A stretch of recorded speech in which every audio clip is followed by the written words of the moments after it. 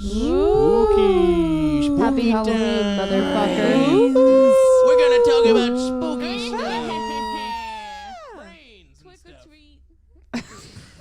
It makes me laugh to hear it. I hate it. Twick or tweet. And it's crazy that we do it for the first time every time. Like we do it Yeah, and it's over always again. the same. Yeah, I know. It always comes out the same. And it alters in volume as we're speaking it. Like it gets quieter as we go on.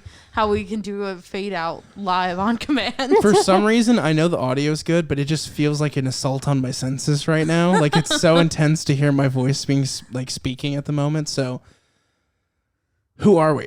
Hi guys. Crosscut Cinema. I'm Franny. I'm Madison. I'm Bridget. I'm Nagel. No. That's my name backwards. Nagel. Omegle? Oh my Wait, god. Site that we all visited as teens. What's your name backwards? Naughty Sam? Nosadab. Nosadam. Nosadam? You had that ready. Not really. She fucked it up. I guess I said dab you're first, but herb? Nosadam. What? Herb? No, she would be... No, because we go with Narf for Fran. Yeah. We're not going to go Yeah. like snack of another I snack. thought we were thinking like the whole name, because then it would be... Herb. Let's just go with what we go by. Tegerb.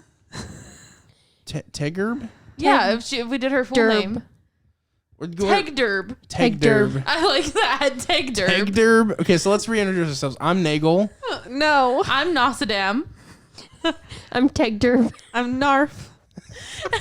And we're... And we blue. We're Cinema Cut Cross. Yeah. We're not even going to try to... No, we're not doing all that. That's too much. But, yeah, so what do we do here? We talk about movies. We spoil movies too. Yeah, so Big if you don't time, want, we spoil them. yeah, if you don't want these movies spoiled, don't listen to the rest of this podcast. Go watch the movies first, which you can find Jennifer's Body on Amazon for I think it was $3.99, and then you can find the collection free on both Vudu and Tubi, but it's with ad support. Or you can get the full Blu-ray off of Amazon for about $9.99. Yeah. Or if you know us, you're like one of the 5 friends we have, I have it in my collection. They're all their friends. I have no friends. It's fine. Bridget I have has my cats. friends. I'm just kidding. Funny. I'm not. So wait, the 3 people in here are just chopped liver? Wow. I meant other friends. I feel Well, like me and Bridget aren't friends. We're boyfriend and girlfriend. Yeah. we're fiancés. Oh, right. Yeah, Oh Franny, my you're not my God. friend, Franny. We're no longer friends. You can be friends. You're supposed to be friends with a particular. They're supposed to be like your best friend. Well, No, I'm not I friends with hate- Bridget. I I hate don't like her at Madison. all. I proposed to her out of spite. Yeah. I don't know how that would be spiteful, but It was though. okay. That's fine. I don't have to explain to you. That's what the point of spite is. This is against you, and you're not really aware of it. That's fine. You proposed But- to me out of obligation. So, Yeah, well, there we go. you know. Oh God. All right. Well, on speaking of to things- better topics. Speaking of things that are gay and fraught, this movie Jennifer's is, Body. this movie is so gay. It's our It is. obligatory gay horror movie. Yeah. We have to have at least Wait. one. We're going to have more. We're definitely going to I'm have talking more about on than one. Halloween, like for What? the Halloween circle. I mean, for For the this- Halloween circle. Because for this time we're reviewing Halloween movies, it's the gay one that we This have. is not the only gay one that we have. During Halloween, Yes, it is. What are we doing next week, dummy? but it's not the fact. This one was exclusively made with the idea of being incredibly gay. I'm convinced that Scream had no idea how gay it was, and that's all I'll say about Scream. Yeah, You well, know, Madison sent us a meme the other day in our group chat, and all it said was Jennifer's Body was ahead of its time. No one in I 2000. sent that. You sent it? It was Logan. I thought it was Madison. Oh No, well, it was sorry. Logan. Anyways, let me read it for the fucking class here. Yeah, yell at me about you reading what I sent you. Jennifer's Body was ahead of its time. No one in 2009 was ready for a movie about a hot bisexual cheerleader who ate boys every day. correct. So if you haven't seen this movie yet and that just excited you, go fucking watch it. It's great. I'm pretty sure It's I'm this fantastic. movie's target demographic. Oh, yeah, I'm yes. pretty sure they made it for me. Oh yeah, They just- 100%. Yeah. There's like a line. I don't think it's in the theatrical version. I think it's actually in the extended cut, if I'm not mistaken. But there's a line where Needy, who is played by what's her face, Amanda Seyfried, whatever it is. Seyfried, yeah. She says like, I think it's actually Seyfried, right? I don't know. Amanda Seyfried. That sounds right. Amanda Seyfried, I think. I don't know. Amanda Seinfeld. Jerry Seinfeld. Jerry Seinfeld. Can you imagine? Jerry's Body. Jerry's body. What's the deal with being sacrificed? I mean, come on. So stupid. I hate myself. She's like, what? Like in this analogy, then George is needy. Yeah. And so like Jerry's like killing George his is like, person. He's like, this was supposed to be the summer of George. George just like, I can expose my midriff, but not my cleavage. Boobs is Jerry's territory. Oh my god.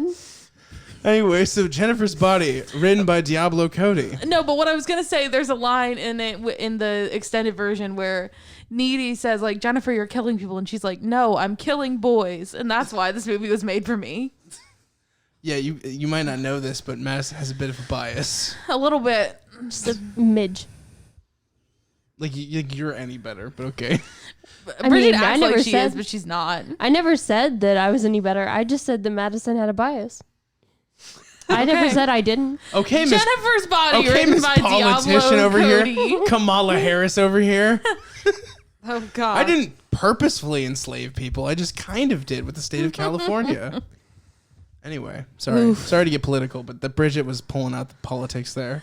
I'm Oh like my God. Nixon over here. I can't handle this right now. Okay, so Jennifer's Body, written by Diablo Cody, starring Megan Fox and Amanda Seyfried, Seinfeld, whatever. Directed by Karen Kusama, I believe is how Yes. you say her last name. This is not the first movie of hers we've done on this podcast. Which was the other one? The I can't Invitation. remember. That makes sense. Yeah, so you can go back and listen to that if you want. But It's a lot. it's you got to prepare yourself. It's like an Alaskan dinner, as one of our commenters said. It's heated. Yeah, I don't. Yeah. Oh, that's really clever. Yeah, one of them. Did said you not that. see that comment? Was it an Alaskan dinner? An Alaskan dinner. That's kind of Heated. smart because Heated. you know, it's cold there. Probably eat a lot of I mean, I heated think soup. that all dinners would be heated, though, right? Like, Is it you I mean, what it was on the invitation. I want to read this comment. It's exactly what Bridget just said. it's like seared into my brain. I believe you. I just want to read it. Do the talk. Okay. So yeah, we're talking. So I guess while you do this, I can kind of give a quick little summary of Jennifer's Body. So Jennifer is like your stereotypical cheerleader hot girl. She's played by Megan Fox, who's also your stereotypical hot girl. And she is best friends with Amanda Seyfried, whose character's name is Needy, as we discussed. Nickname, but Yeah, her real name's Anita, but her nickname is Needy. And so one night, Needy and Jennifer go to a concert at sort of a local like bar in their very small town. It's definitely a honky tonk. yeah, it's pretty rare, and it's like pretty rare for a band to like actually come and play there. And so they're this kind of like alt rock kind of indie band. What's their town's name again? It's something really like on It's the nose. called Devil's Kettle. Devil's Kettle. Devil's Kettle. And the band comes to play there. They're called Low Shoulder. They're like an indie alt rock type band. Oh, and it has My phone's not working. Oh no. and the lead singer of the band is Adam Brody. Yes. And so they perform and the venue ends up catching on fire. And a lot of people are killed in the fire, but Jennifer and Needy make it out. And the members of Low Shoulder manage to coerce a very dazed, stunned Jennifer into their van, not to be seen again by Needy that night. Well, actually, Well, not to be seen until later. And then Jennifer finally reappears. She's different. She's a little different. She's vomiting up black sludge and she's being really fucking weird. She's all my exes in high school. Right. And then the next day she's at school like nothing ever happened. And diner. This is diner, not dinner. they meant dinner. But Alaskan diner makes sense because it'd be cold. That does make more sense, yeah. You're right. Well, Sorry I was trying to understand what whoever that I meant. I was like, misquoted. that's almost clever, but makes no sense. but anyway, so Jennifer comes back. She's acting like everything's normal, and she like actually seems better than normal. She's like more of a bitch. Her skin is glowing. She's hotter than she's ever been. Like she's different hot, you know? Like she's just like she hits different. And It's so like this Coke right now. and so it comes to find out that Jennifer was essentially kidnapped by the members of Low Shoulder because they thought that she was a virgin. They used her as sacrifice to further their career as indie alt band members. But she actually, not being a virgin, was not sacrificed and instead became possessed by the demon that they were working with, and now she has to feed on humans in order to. I don't know if she was alive. possessed by the demon. I think she No, just. she is possessed. I thought it Yeah, was that she's she just possessed. became a succubus. She actually becomes possessed by something. I Oh, thought well, she I guess- became a well, monster. No, when a demon takes possession of her, high school hottie Jennifer, like that's how like the overview That's goes. so not how the movie played it, though. Am I wrong? I've seen that movie so many times. I've never thought it was an actual demon who took her over. I thought she. Yeah, because she still acts Because a the same. succubus isn't someone who's possessed by a demon. That's not the definition. Yeah, I guess I was just thinking of it like, I don't know, but I guess mean, you're that's right. how I mean, it's she kind written. of. I don't know. It It's just kind of isn't- confusing. That's kind of a but simplified explanation, but I would kind of tend to agree that she becomes a sort of like succubus feeding on. which is not somebody possessed by a demon. Because she Right. also, like I said, like it's not like her personality changed or like Yeah. not typical demon possession things. Also, like we never actually like interact with a demon. That's true. That's true. That's why it's weird to think about it as a demon. That's a separate entity. We never face the consciousness or the personality of the demon. We just face Jennifer's personality heightened. right. yeah, that's true. That's why I was like, it doesn't seem like a demon to me. But okay. Yeah, so she sort of becomes this sort of succubus creature that needs to feed in order to survive, in order to be powerful. When she is powerful, she can't be hurt, or it seems that she cannot be killed. The great scene of her sitting there trying to light her tongue on fire with the lighter. Yeah, we can talk. So fun fact. We can talk, ladies and Madison just like ladies. closed her eyes and like sat there for. So Diablo Cody says something pretty interesting, and it relates to my hometown in this movie, which is very weird. She said she drew some of the inspiration of like the real like man destructingness off of Belle Gunnis, the Black Widow of LaPorte, which is the famous serial killer from my hometown who That's really killed and interesting. poisoned men.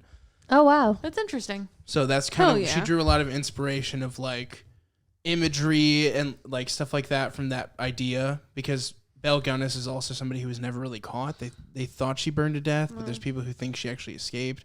And she did use like her womanish charm. Yeah, that was the main takeaway, was she was succubus like. She literally would draw men in and poison them Right, and marry them yeah. and kill them, and I just thought that was interesting that she's also said LaPorte is like a small town, just like Devil's Kettle is like a small Yeah. town. So That's that's where interesting. her inspiration was drawn. I didn't know that, and I was like, but that's where I'm from. That's cool. So I thought that was fun. That is really, Yeah. really cool. And that about ends my fun facts about this. But yeah, so I guess the film's end is Needy finds out what Jennifer's been doing. They have sort of a confrontation because Jennifer attempts to kill Needy's boyfriend. Well, her success. Oh well, Yeah. yeah, She she does. succeeds. She succeeds. She in does killing, succeed in that. in killing Needy's boyfriend, And then they fucking get you with his line where after everything's all said and done, she walks over to Chet, who's like all fucked up. That's his name, right? Chet? I don't remember. I don't I can know in, like, recall. Chip? Chip. Chip. It's Chip. Chip. Chip. I knew it was something like that. Chip Dove, played by Johnny Simmons. So it just sounded like movie phone. But the moment where he's like, I think I was already dead, but I woke up when I heard your voice, and you're like, You're like, oh, Chip. They really I swear get to you. God, he really looks like, to me, if you ever watched the show Ned's Declassified Oh my School God. Survival Guide, he looks just like Ned, dude. He- I don't think he looks. really You should do- really take a like- look at Ned again. They don't look just To alike. me, he looks like Ned. Like an adult. Like Adult a, Ned, yeah. Adult They don't have the Ned. same face. They just have the same haircut. That's like it. I don't know. They just look the same to me. They don't look the same at all. For people who are going to watch this, you'll probably agree with me, but Sound off in the But- comments. I think it's just like you guys see Caucasian white man with brown hair. You're like, that's the same guy. That's the same guy. Maybe I so. mean- I don't know about that. But so For me, at least. so Needy ends up killing. I'm just skirting right past it because I want to get through the summary so we can actually talk about it. Needy ends up killing Jennifer in their final confrontation, stabbing her through the heart or her tit, and this is the best line of the movie when Needy like stabs her and Jennifer's just like, my tit. I think about that all the time. Whenever my cat steps on my boob, I'm just like, my tit. But she finds out, Needy finds out that, well, I'll say this. Needy takes the fall for all the other murders that occurred. They all assume that it's Needy because she was found with Jennifer's body. That's the name of the movie. Wow. Yeah. But anyway, and so she's sent to a psychiatric institution, thought to be criminally insane. All the psychiatric institution stuff is like the worst parts of the movie. I would agree with that. Yeah, it's fucking like not terrible and non-realistic and not Correct. necessary. Like it doesn't. Well, I don't know. I guess it's a necessary story point because it gives you that turn at the end. Yeah, But I think it would have been better if she was just on the run. And right. That's what I'm cutscenes. saying. Like, I think that if that wasn't there, that would be fine. Yeah. Or even in jail. Like, Well, I mean, I don't think people would buy that they would send the girl to jail though. yeah. like Right. juvie? I don't know. You She's murder almost an somebody, adult, you're though. probably and you have the reasons why you murdered them. Right. When That's you pile true. that all, she's not going to be like, I murdered her for fun. That way, the story can put me in hard prison. I doubt that that's what she's Right. going to do. That's true. So she'd probably be like, Jennifer fucking killed a whole bunch of people. Why don't you guys listen? They're like, this bitch is crazy. Yeah. Yeah. You're right. You're right. But Needy discovers that Jennifer's powers have transferred to her due to Jennifer biting her, and she breaks out of prison to brutally murder the members of Low Shoulder, as is what they deserve. Yep. And then the whole time, Yeah. the song they said they were going to write for Jennifer is playing while they're Yeah, being it's murdered. pretty cool. Yeah, that was Through the tree. No, that's that not was the one. not the one. That's the but song yeah. that becomes famous, The that gets anthem. them Oh, famous. yeah, I know. Which, by song the you're way, talking they go to about. perform at the prom, and the first song they play is their mega hit. They literally just started. They're like, "All right, here we go." Like U2's gonna walk out and do "Beautiful Day" first thing. Like Elton walks out, he's like, "Your song, baby, here we go." Like, no, they're gonna build up to that shit. They're gonna start with like the Elton bitches John back. is such a bad example because like all of Elton John's songs are like so Right. iconic. No. He starts with the bitches back. He doesn't end the show with the bitches back. You know what I mean? It's a great song, but that's a beginning of the show kind of song. Yeah. He's not gonna do Rocket Man in the first fucking like. He's not gonna start with Rocket Man and then your song and then end on John- fucking bitches back. Not gonna lie, if Elton John walked out on stage and just started singing Rocket Man, I think I'd burst into tears. Like Rocket Man same. gets me emo for no reason. Or like your song is like so like You can tell everybody. yeah, that shit will get to you. That shit will dig deep. Goodbye Yellow Brick Road gets and me too. He's so good with like imagery too. Like the whole like I was like in a circus selling potions. Like all of his imagery like is very like I don't know Americana Carnival lyrics that he I throws know, in I love sometimes Elton John are so really much. good with like a visionary concept. Yeah. So What's the he's- song? Daniel. That song gets me emo too. Oh yeah. I got you. Took me a second to realize what you were Do saying. you still feel the pain of the scars that won't heal? Be careful. Spoiler alert, we're a Elton John podcast now. We're pivoting. We could review Rocket Man at one point. I actually haven't seen Rocket Man. Me neither. My idea would be like since Elton and Eminem had their beef and now they've squashed and are like best friends, we should review 8 Mile and Rocket Man. That would be fun. That would be fun. I thought you were gonna say Bohemian Rhapsody and Rocket Man. I was like, no, tired, boring. No, We've all done it. But 8 Mile, which is That a would be great, great. which That is would a be fun. great film, by the way. A lot of people don't realize that 8 Mile is actually a really good movie. I don't think I've seen 8 Mile either. You'd love it. I think I've seen parts of 8 Mile, but not like all of it. I had to move it, Franny. What's happening? You also can't hear that on the podcast. The people you can hear on the podcast, you guys like. That's what you can hear when I'm going like this. you I'm can't hear it. sorry. I got audio taken care of. You work on not having the microphone fall over again. You know, that's So- only happened a couple of times. It's happened the last 3 times we've recorded. That's hilarious. Because you didn't even have. Actually, let me vent. Let me just a little bit here. I came in after one of the microphones fell off, and then I realized she didn't even have the clip screwed onto the stand. It was dangling. I didn't know. Oh my God. And she's over here like, don't mess with your mic stand. You might make a noise, miss. I don't even have my microphone attached to my mic stand. Sorry, I'm just here. Okay, anyway. I'm doing it. So what are you doing, Bridget? I'm taking off my sweatshirt. Oh, okay, I thought you were Am I- walking out of the room. am She I had her allowed to do headphones that? off, and I was like, oh, Bridget's just done. If you the take off a evening. sweatshirt with your headphones on, it's not gonna I'm work. sorry. I just didn't know what you were doing. I'm sorry. I'd fling the roadcaster across the Sorry. room. I'm sorry. I'm sorry. I'm sorry. Okay, God. We got really off base here. Yeah, Okay. let's talk about Jennifer's body. We kind of were. So anyway, the low shoulder band. Probably the funniest parts of the movie is everything with low shoulder. Sure. Adam Brody is hilarious. I love a good 2009 Adam Brody. And like, what a good commentary on like fame that Jennifer's body has. Like, I think we were talking about this sort of when we watched the movie. It like how like Jennifer's body says so clearly how like famous men use women and use women's bodies to like get ahead or to their own gain. And might I add that even though this movie I feel like has a lot of messages, I think the first goal for them was to be entertaining instead of passing a message. There is a message, but yeah, I mean, I think that like Jennifer's body is. But this is like people want to call it high art, and I know she's gonna call it high art. So let me just like say this: I like the movie plenty, but for me, it is literally just a bad horror movie. Like that's like in a good way. Like it's just. I mean, I think that Jennifer's Body is like a really interesting like feminist horror film, and I think that it's that in an intentional way. I would argue that it's that intentionally. I don't think it's feminist. Because I would call it feminist. But it takes conventions of feminism and turns it on their head and makes fun of it. What do you mean? If it's feminist, then it's self-aware of the fact that it's mocking like the nomenclature of a teenage girl. Like it has moments where it's making fun of how teenage girls talk. So for it to be feminist, it's kind of backwards as a feminist statement, right? Like at least from what I can see, it's not like overtly feminist. It kind of turns those conventions on their head, which doesn't mean I'm not saying it's anti-woman. I'm saying it's more of like something finally through the female lens as a film, but it's not necessarily like carrying a message of feminism. I don't think the film's goal is that. I would argue the films is an explicitly feminist one. I think that Diablo Cody, the writer, would say that as well. I mean, I guess she has. I mean, maybe, but if that's the case, then I don't think if its goal was to give a message to somebody who doesn't understand it, like me, like for somebody who can't think in that mindset, like doesn't have the female mindset, I don't think it delivers that message for me. So I guess I'd say if it's trying to be feminist, I don't think it's necessarily effective. I think it's just a really entertaining movie. I think that's that through the female perspective. Oh, go ahead. You know, you're gonna say something. I don't know. You go ahead. I think it's. I don't know. I think it's definitely about like sexual assault and how that affects people, and that's my hot take.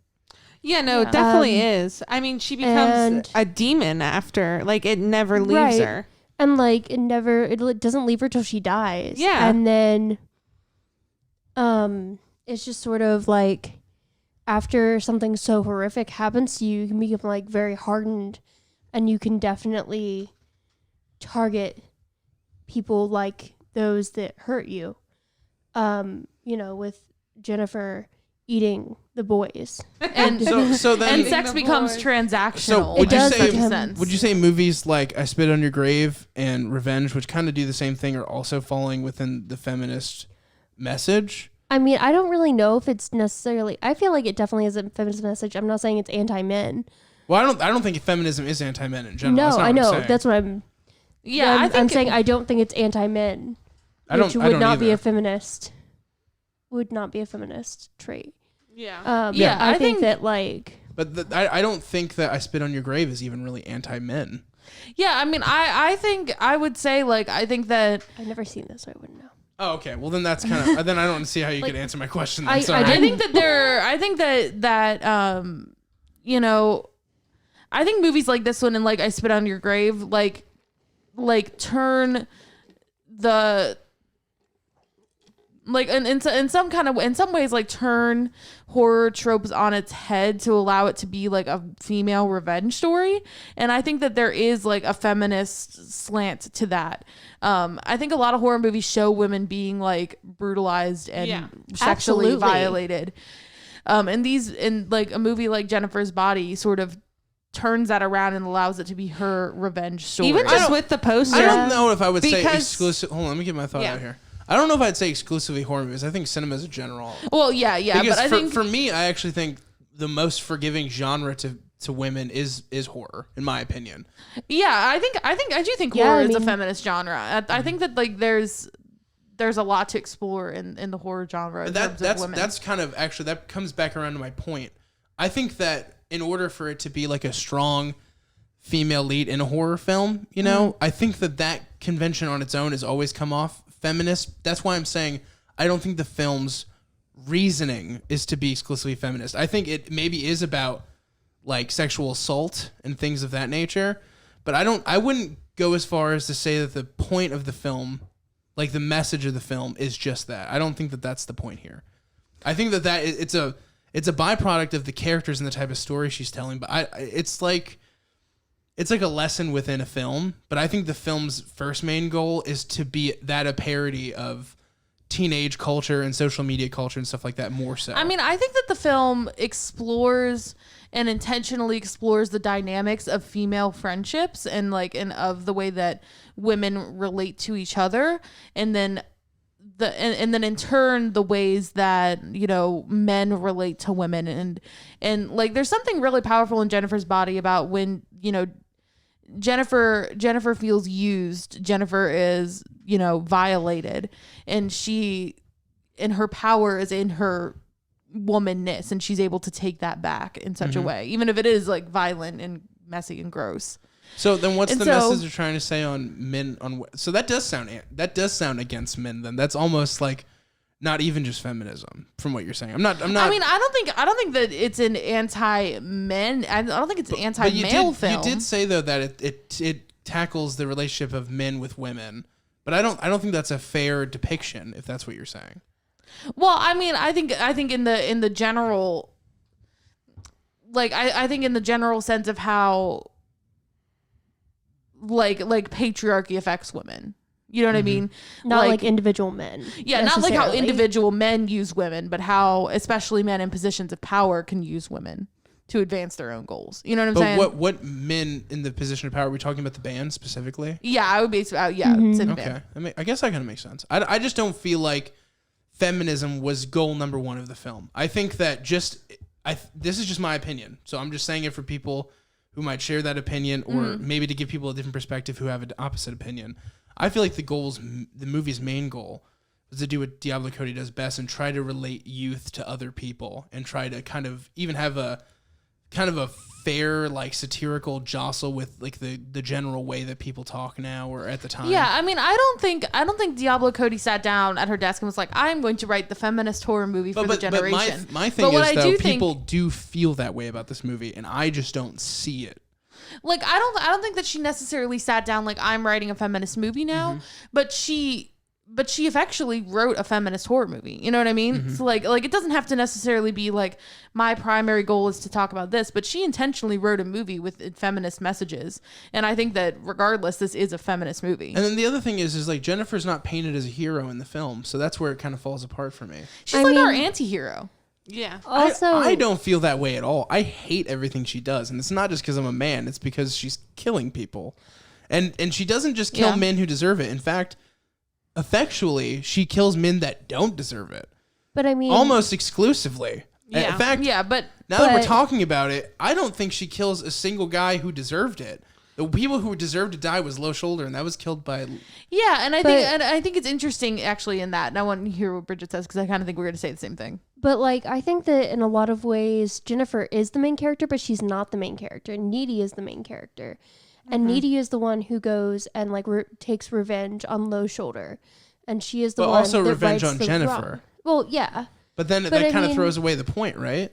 I don't think Jennifer's supposed to be a hero. I don't think she was supposed to be a hero at all. But we just said that Jen was the anti-hero. Yeah, I mean, I think that but I don't feel that way at all. I think that. Oh, go ahead. Oh, sorry. I think that we're supposed to empathize with what happened to her, and I think that in a lot of ways, and we're supposed to understand that like trauma changes a person, and sometimes it changes them for the worst. Yeah. But and like I think ultimately, like not all people are good. Like, but just because she's a woman doesn't mean that she can't be a villain. Yeah, but that's why I don't think that she's not. That's why I don't think of her as an anti-hero. I think of her as a monster. She's a Frankenstein's monster, and she was created by these men in power. That's where the feminist angle comes in for me, where I can see where that argument is. Yeah. But then when we talk about her as an anti-hero, I feel like that is fundamentally missing the point of the film. Because I think- what it is she's not a good person, and I would argue that before it happened, she really wasn't a good person. Yeah, and anyway. I think that Jennifer is reacting to what happened to her. But she was also a bad person in the first place. Yeah, I agree. But I think that like her killing people who don't deserve it, she's reacting to what happened to her indiscriminately, and I think even that speaks to sort of a woman's rage that you just have sometimes as a lady. Oh jeez. Like, I don't know. I like sometimes you just feel fed up, you know? You're just like, God, these fucking boys are out Take here. it out on boys that don't deserve it. I mean, sometimes. I mean, from time to time. Unfortunately, Wow. it happens. Now It this- happens, but I'm not saying me personally. This is progress. I'm not saying me personally, but there is like in my opinion, in my experience, and like a lot of other women's experiences that I know, like there is like a sort of like anger that you feel, and I think that like Jennifer is the expression of that. And I mean, I would argue that she isn't good. And then I think, Yeah, and I don't think that Yeah, makes I her a don't good think that person. but then on the she's- opposite side, I think Chip is the embodiment of there's a tenderness of a man that doesn't get explored as much either. Like he Right. is Yeah. a damsel in this. He is. He's emotionally attached. He's not a stupid boy. Yeah, like I do No. love the idea of Amanda Seyfried's character coming and saving him as a damsel in distress and type then of guy. the I Kyle like that Gallner trope turned on his character, head. the emo guy, the Kyle Gallner He character. gets taken advantage of. And He then gets, the other thing is he's Absolutely. also he is the other set where he has a front that he's putting up, and I feel like there's a Right. lot of women who put up like a front with like their style or their makeup or Yeah. their attitude. There's a lot of fronts put up by women, and people always talk about how they have to put up a front, but there is a truth that dudes have to do the same. Oh thing. yeah, definitely. And I think that he's a representation of that. That's why yeah, I think. that's where I could hear the feminism being brought in, but for me that's just not the whole movie. In fact, it's not even a majority of the movie. I think that. But that is a feminist message too. I think that like the men in this movie that are being killed by Jennifer could be read as the men that experience sexual assault and like can't necessarily come forward or don't feel comfortable. Yeah, like the I way that mean- she takes advantage of them. Mhm. Yeah. And I mean, it's not talked about very often, unfortunately, and it's something that we as a society as a whole should be more open about. But that's how I kind of read that. And I'm not saying that like victims are going to become perpetrators. Like that's not necessarily what I think the message of the film is. But just, like, cycles that, of like, violence, though. cycles of violence sometimes, and then like I think What was that that noise? That's what I was looking for. I think it was Oh, Franny's stomach. internal burp. It was like a demonic gurgle. I was like, what the fuck? But I mean, I think that like I don't know. I think that it also goes to show that like I mean, I don't think Jennifer is a hero. I think she is as much of a villain as Low Shoulder is. Yeah. But That's not what Madison thought 10 minutes ago. But I mean, I would still describe Jennifer as like our kind of anti-hero type person. I think you're only feeling that way because of your hatred for men, though, in my opinion. Because I'm And your telling love you, for Jennifer. I'm telling yeah, you- I love her a lot. I'm telling you right now that is not how people usually read the movie from what I've seen. Like, I don't think people That's like fair. Jennifer. I mean, I don't like Jennifer, but I do think that we follow her story. Because there's and we- never a moment where she's doing something and I'm like, fuck yeah, eat that innocent guy Yeah. who just lost his best friend in the woods around beautiful Right, animals. yeah. Like, right. or like, yeah, that goth guy who's super nice to Needy, what's her yeah. Needy, what's her yeah. face and is like a really chill dude.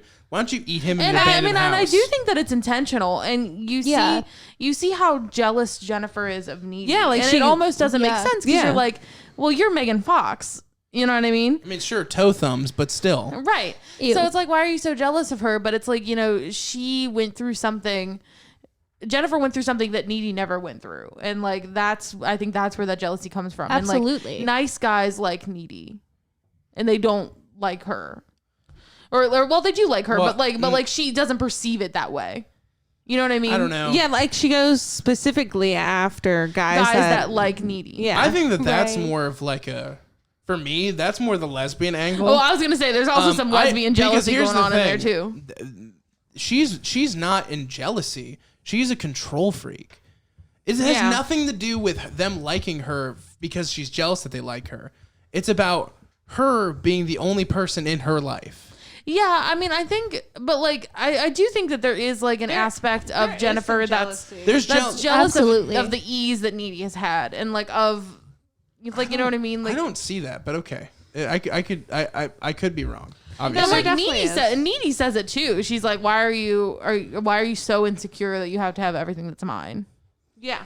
But like, yet again, I don't think it's like I really do. If you say that that's it, then we're completely throwing away the lesbian idea, because that's, for me, the explanation of them being together. She's a control freak. It can be both. I think it can be both. But then I think that it kind of loses what they're talking about there. Though. I think it can be read as either. I mean, I've been both. in plenty of, or both. I think the artful choice would be one or the other, because then it just seems like, oh, and we're going to throw in this lesbian side story. I'll say this. There is a lesbian jealousy. like sometimes when you're a lady and you are really into your lady friend that you like, she's your friend and she's a lady and you're really confused. Predatory gay? No. That sounds a little predatory gay to me. No, That's listen, not what let me she finish. means. Like sometimes when you're a girl and you like a girl, but she's also your friend, and like you don't understand how to navigate this. It's like you have this like attraction mixed with jealousy of anybody else that gets to be attracted to her. Does that make sense? Absolutely. That still sounds to me like gross jealousy to me. It's not necessarily. That also sounds like insecurity, because you're basically saying like, well, I can't. If other people like this person, I can't win them on my merit. No, it's also talking about the grossness of jealousy. It's not like it's not. To me, that's what I'm saying. Like it's okay. It's not a gross jealousy. It's more of like. Well, it kind of is though. Well, let me explain it, because like it's not like I want you so no one else can have you. But that's what Jennifer's doing though. Well, but I'm speaking to it like an experience generally. But like, it's not like an I want you so no one can have you. It's like this movie is. Can I finish, please? Yeah, go ahead. Okay, thank you. Please don't interrupt me, buddy. You interrupt everybody, so don't give me that. This is a podcast. I'm just fucking with you. No, I don't think you were. But no, okay. I am. I'm fucking with you. Go ahead. Don't be mad. I'm just fucking around. All right. I won't interrupt you. I'm sorry. I'm not mad. Go ahead. You seem mad. No. I'm just trying to be respectful. I'm just fucking around. Mm-hmm. Talk, please. You wanted to say now this. I feel weird. I'm uncomfortable.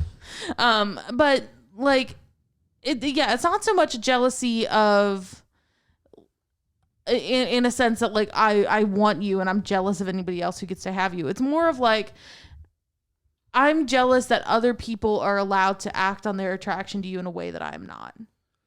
Does that make sense? Yeah, but how does that idea relate to the film? Because that's not what the film is. Well, I'm saying that like sometimes jealousy and attraction can be conflated. And so I think that kind of with Jennifer and Needy, it's both. Yeah, I completely see that. I agree. And like a lot of times when you're friends with girls, lesbian shit aside, like lesbian shit. There's a lot of jealousy in female friendships. Female friendships. For sure. 100%. That's a big like part. All it is, dude. That's toxic to me. That's what I'm saying. That's why you're not understanding it, though. But that's what I'm saying. I'm saying it's toxic jealousy because it is. I know. That was my point, is that it was toxic. And now you guys are agreeing with me when I was saying that before. I wasn't arguing with you. No, I mean, I think like you were. You said you guys. Though. I think you were misunderstanding what I was trying to say, which was that I was like trying to speak to a larger experience. Mm-hmm. But what I said was it's toxic jealousy, and then you said it's not toxic jealousy. I think she meant her specific experience. Okay, that makes more sense. I'm talking about like the lesbian experience. But what I'm referring to is the film at large. Where I don't think it's a healthy depiction of a female jealous relationship. Oh no, I would never say that. But it's not supposed to be. It's an exaggeration. But that's what I said. Yeah, it's an exaggeration of what female friendships in high school are like. Yeah, for sure, absolutely.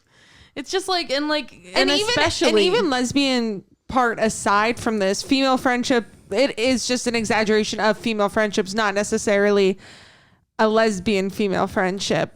Because I mean, I've definitely been in those friendships where like one person has to have what the other person has, boys, anything like that. Like, and it doesn't necessarily make sense on a surface level. But it's there, and it's rooted and it's gross and Yeah. toxic, almost demonic. Yeah, and One I think might that, like, say. yeah, and I think Jennifer's Body just does a really good job of depicting that. Yeah, it's like I a agree, satirical, like over the top. Yeah. I love the depiction. dialogue in this movie. Me too. It's great. I think that's like Diablo Cody's whole thing. Yeah, because I could see this more being about, like we were just talking about. To me, it comes off more like that toxic jealousy is a larger message in the film than the feminist angle. That was the point that I was trying to make. I think that, Because like, that's like throughout, like the ultimate truth of the film is I that think- Jennifer is like ruining her life. Yeah. I think they can be both. I didn't say they couldn't be both. I'm talking No, about. I was just being I'm silly. talking about like a mainstream goal of a film.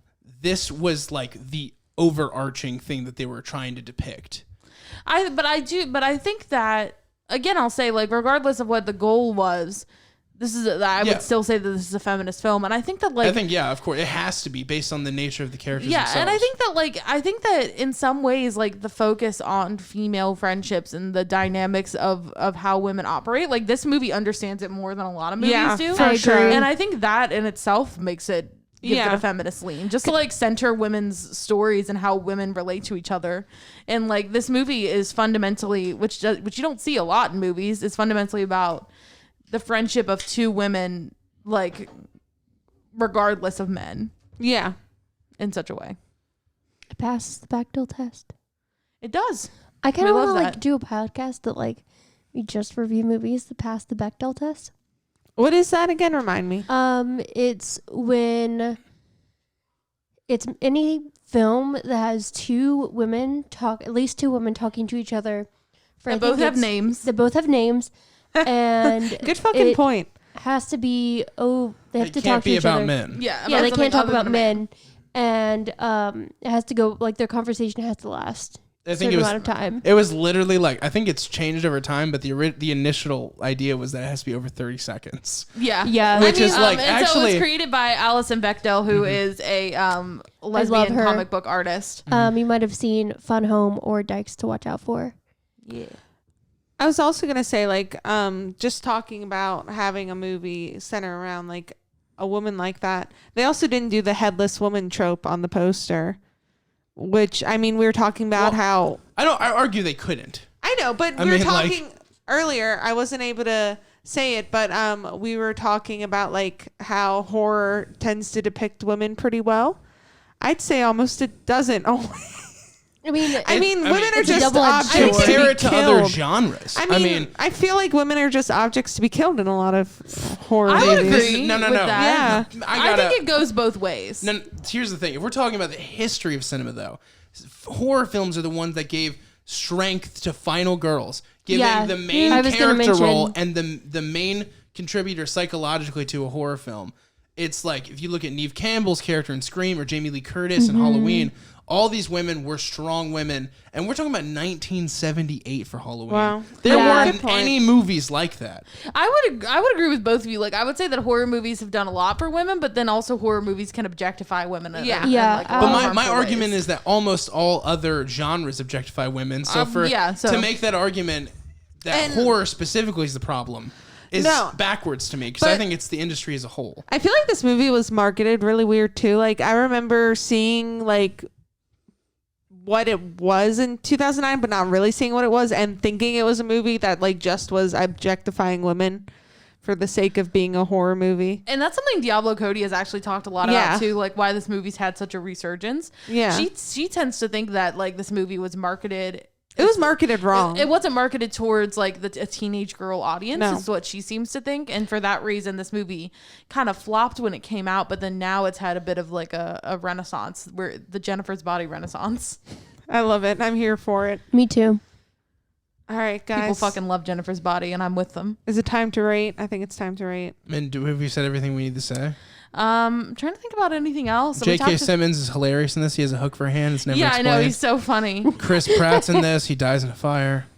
I forgot Chris Pratt was in this. That's true. The soundtrack. Okay, so there's a very popular song that was made for the film. Through the trees, Not that song. I will find you. We will get copyright stricken. You watch it happen. We already did Elton John on here. That's true. Good point. But the difference is we're talking about the movie and she's singing the one song that like is so synonymous with the film. But there's actually another song, which is New Perspective by Panic at the Disco, which kind of, at the time, Panic at the Disco had lost their other two members, so it was a good resurgence moment for them to be in a super popular teen film. I didn't know that song was written for this film. Yeah. You said it while we were watching the movie. What? Logan said it while we were watching the movie. Oh, I was watching the movie. I wasn't listening to Logan talk. Sorry. I was doing both. Listen. If Megan Fox is on screen, I'm zoned in, Megan Fox baby. is on screen, she might have her feet on her hands. Stop! Be nice to her. No, she's not nice to anyone else. Yeah, she's not a nice person. Why would I be nice to her? Fuck her. Well, but I'm just saying, if she was there, I wasn't listening. Yeah. But I didn't know that song was written for the movie. That's kind of cool. And like I and said, you said you only had one Jennifer's Body fun fact. You know, you have two. It turns out there's two. Wow. And that's it. Imagine being caressed by those toe thumbs, though. I think God! She's gonna drown in all that money of hers too. Oh no. No, I'm just. She's dating Machine Gun Kelly. She's clearly she God. doesn't make good decisions for herself. Megan Fox, I love Talking you. about objectifying women. Fucking Megan- Machine Gun Kelly, dude. Megan, if you're out there and you need help, let us know. Soon she's gonna give us a toe thumbs up if you're not Give us a okay. sign. Pretty soon she's gonna be Megan Gun Kelly, guys. I'm Megan telling Gun you. Kelly. Hate that. Hate that. Megan Gun Kelly Fox. God. Fucking Jesus Christ. Yeah. The so. things we say. What else is there to like about the movie? A lot of fun, like a lot of the decisions made as far as like directorially and like set design and costume design is really good. Like they put Needy in this like big poofy dress. Oh my Yeah. God. That way the running scene and the fight in the water is like really cinematic and dramatic. And I was thinking about how we were talking about how Chip was the damsel in distress, but then Needy is dressed almost like a princess in a movie and coming to save him. And I think And that's she The didn't. dress. The No, dress she- was think so That's just what bad. happens when you get a woman to do a man's job because she didn't even save his ass. What the fuck? she tried. She did the best she could do. I especially love the bedroom set designs Yeah. for Needy and Jennifer. I think they're really cool. Literally, And- what is Megan Fox doing? I'm just looking at pictures of her and Machine Gun Kelly, and it's upsetting.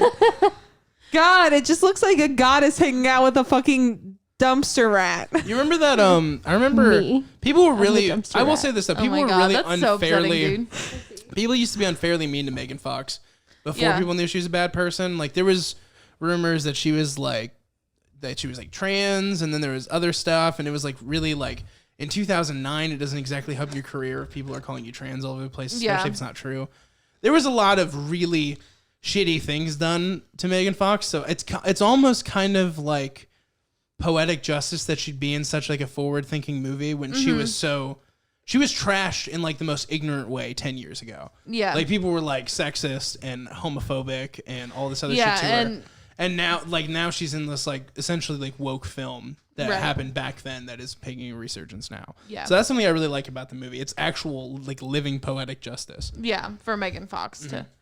And Granted, especially still like don't like her, but I mean, she and doesn't especially deserve like what when she you got. hear about like all the stuff that like Megan Fox went through with Michael Bay and stuff like and how she was kind of mistreated purportedly on that set, and then like for her to be able to play this girl who Although, she says that, but I don't actually know if that's all that true. Ew. Megan Fox. Okay, this E! News article says Megan Fox may have just revealed she got a tattoo of Machine Gun Kelly's name. absolutely, not. That's the equivalent of getting Ed Hardy tattooed on you. I'm upset. Megan, get out. But no, I don't know. So this always bothers me, and maybe this is just how the business works. But for her she trashed Michael Bay, which I don't like Michael Bay. I don't think it takes a genius to figure out that somebody's into movies doesn't like Michael Bay. Yeah. But at the same time, she worked with Michael Bay again. I think that, Like, they somehow managed to resolve their issues is what they both said, because like there were articles and shit about it, but yeah, I don't know. I mean, we'll probably never know, right? And then the thing is too is like Shia LaBeouf, as crazy as he is, he seems to be kind of a straight shooter, in Yeah. all considerations of what happened to him. Yeah. And he has no kind words. Not a single one about About her. Megan? Megan Fox, zero. So I don't know. We don't know what know. happened. We'll never know, probably. Because at one point she was the most requested like young actress in like the world, right? And then she just didn't want to pick jobs or work. Like that's a known fact. Yeah. She's getting offered things left and right, and she didn't want to work. Yeah, So- which is fine. I mean, But, whatever, but dude. what that tells me is like her work ethic probably wasn't that great. If she like was the biggest star in the world and was like, oh fuck the Transformers movies and fuck this other, I'll do this Diablo Cody movie and I'll dip set for a while. Like it's clearly Yeah. like I don't give a fuck. Yeah. So for me, that just tells me everything I need to know really about the work ethic end of it. But Yeah. I mean, who can say? I guess that's true. But I will say this. I mean, she's clearly not doing anything right now either. I mean, so. besides getting Machine Gun Kelly's name tattooed on Also her. speaks to her character. But you know what? If I were Megan Fox, I wouldn't be doing shit either. Right? But you'd be When hanging you're- out with Machine Gun Well, Kelly. no, though? obviously No. not. You are the crowd you keep. You know what I mean? Like, yeah. like if I was a terrible person, we were still friends. That would definitely be a reflection on you. You Yeah. know what I mean? Absolutely. And you know, like Machine Gun Kelly went after like Eminem's daughter and like made fun of a 16-year-old girl, and then also like is pretty commonly demeans women as a whole.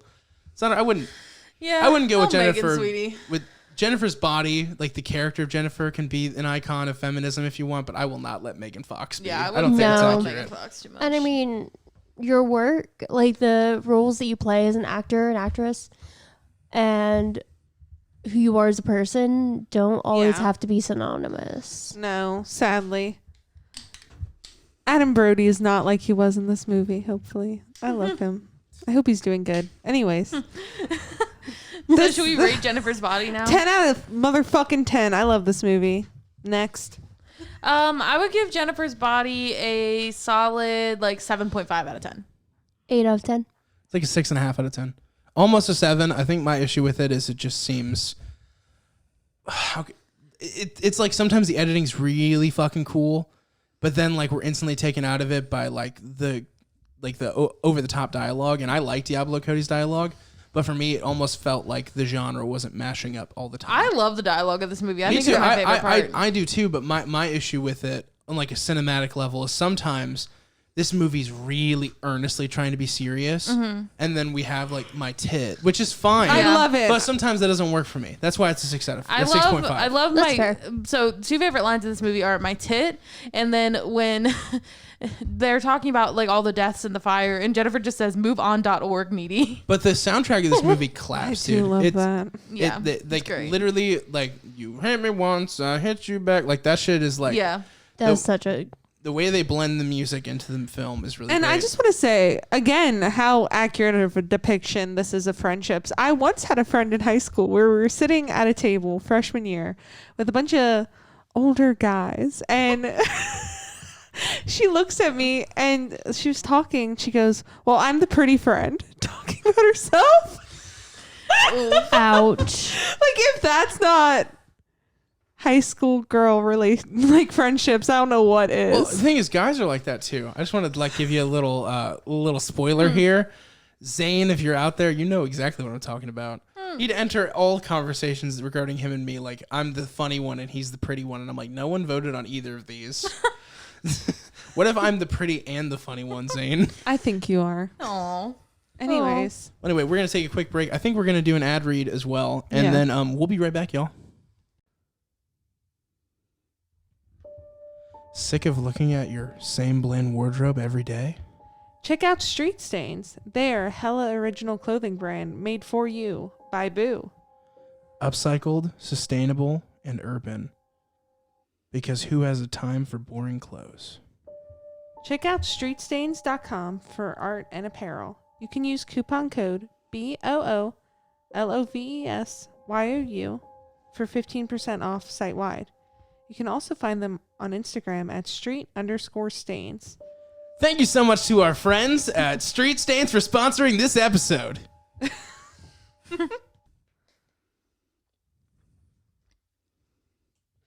we're back Hello.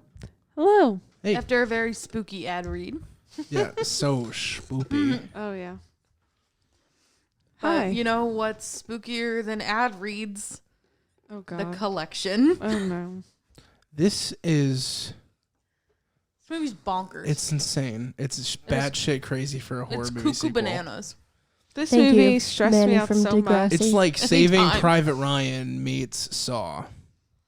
This movie stressed me out. Is it not though? That's like It is. totally it's what like it so is. fucking weird. This movie stressed me out so much that I had to passively play Animal Crossing to get through it. Yeah.